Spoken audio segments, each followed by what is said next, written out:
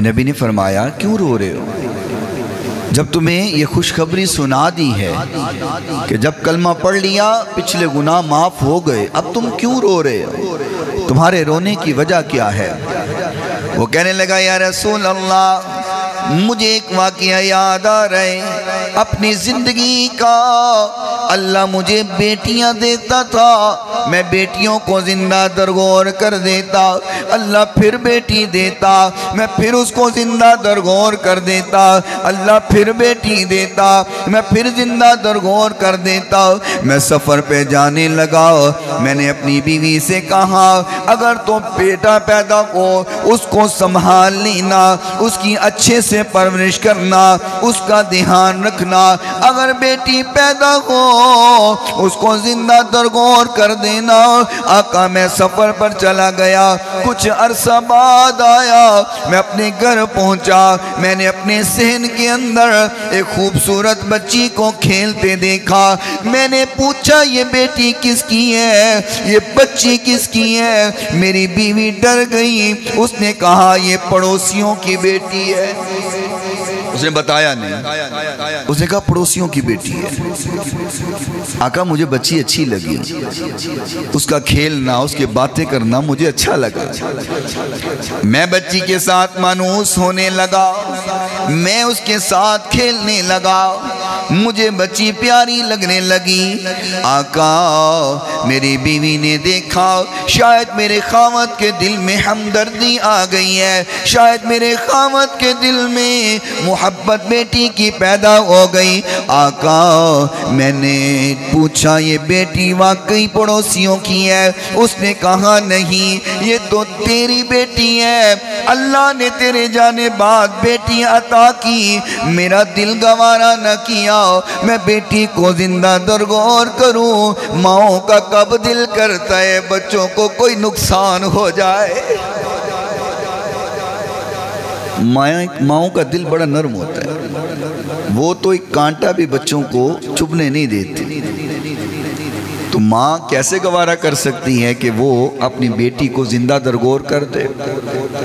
اللہ والے یہ تو تیری بیٹی ہے۔ کہتے ہیں آقا میرے بیٹی کا سنا، میرے دل میں خیال آیا لوگ تانے ماریں گے وہ بیٹی والا جا رہا ہے۔ آقا میرے دل میں خیال آیا لوگ مجھے برا کہیں گے، لوگ مجھے بیٹی والا کہیں گے، لوگ مجھے تانے ماریں گے۔ آقا دل میں خیال بڑھتا گیا، وہ نفرت بڑھتی گئی، میرے دل میں یہ فیصلہ کر لیا بیوی نے تو نہیں دفنایا، میں بیٹی کو خود اب دفناؤں گا۔ اللہ اکبر۔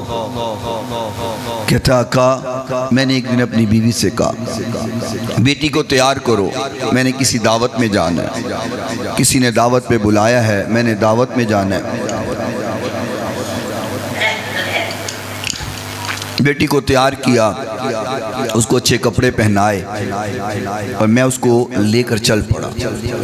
بیٹی راستے میں میٹھی میٹھی باتیں کر رہی ہے، کیا خوبصورت انداز میں باتیں کر رہی ہے، لیکن آقا اس کی گفتگو اور اس کی باتیں میرے دل کو نرم نہیں کر رہی۔ میں اس کو جنگلوں کی طرف لے کے جا رہا ہوں، وہ باتیں کر رہی ہے، میں جنگلوں کی طرف جا رہا ہوں۔ بلاخر اس مقام پہ پہنچ گیا، اس جگہ پہ پہنچ گیا جہاں پہ میں نے اس بیٹی کو دفن کرنا تھا۔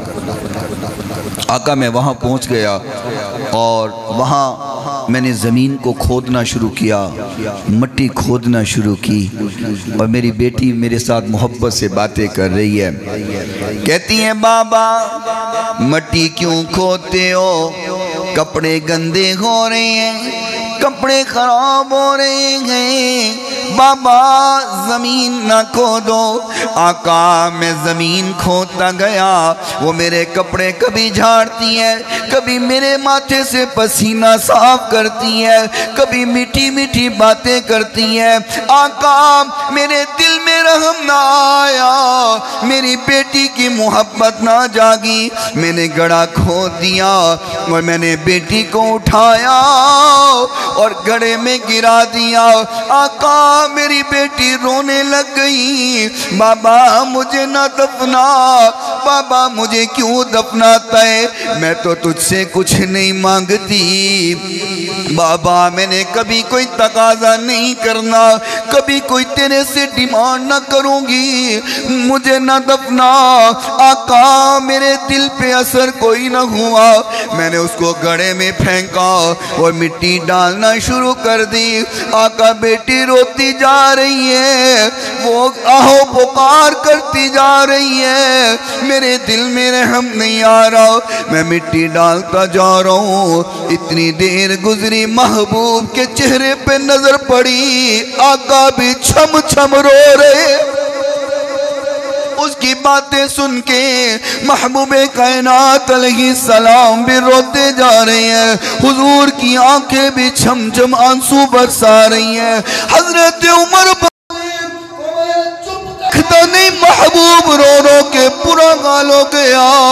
میرے نبی نے فرمایا نا عمر آج اس کو روکنا، اگر امتیوں کا غم میں نہیں سنوں گا تو کون سنے گا؟ فرمایا عمر اس کو منع نہ کر، اس کو روکنا، آج دل کا غبار نکال لینے دے، آج اس کو اپنا غم سنا لینے دے۔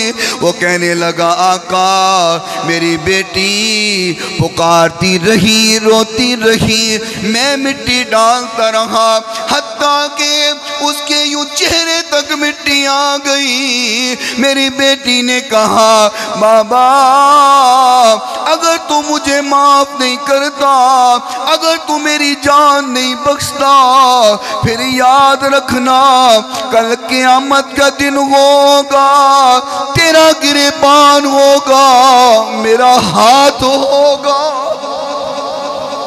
اللہ تو میری جان نہیں نہ بخش رہا، پھر یاد رکھ قیامت کے دن تیرے گریبان کو میں پکڑوں گی۔ آقا آپ فرماتے ہیں کلمہ پڑھ لیا ہے، مسلمان ہو گیا ہوں، اب سب گناہ معاف ہو جائیں گے؟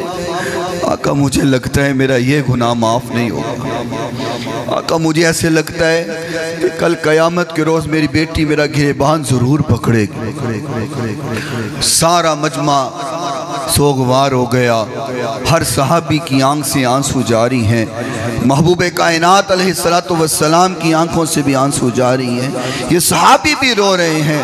فرمایا یا رسول اللہ میں جاؤں تو کدھر جاؤں، گناہ تو کر بیٹھا ہوں، لیکن تب مجھے پتہ نہیں تھا، تب مجھے بیٹی کی قدر کا علم نہیں تھا۔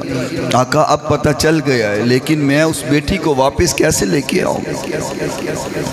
سارا مجمع رو رہا ہے۔ اللہ کریم نے فرمایا جبریل جی رب جلیل، فرمایا میرے محبوب کو پیغام سنا، میرے نبی کو بتا اللہ نے پیغام بھیجا ہے۔ فرمایا الا من تاب وآمن وعمل عملا صالحا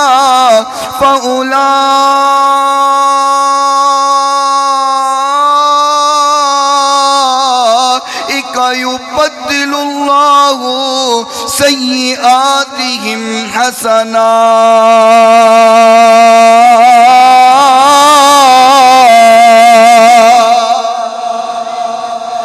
فرمایا میرے محبوب اپنے یار کو بتا دے، اگر یہ سچے دل سے توبہ کرے گا میں اس کے اس گناہ کو بھی معاف کر دوں گا۔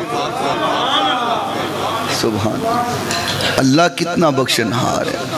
اس قدر سنگین جرم بھی بندہ توبہ کرے اللہ اپنے بندے کو معاف کر دیتا ہے۔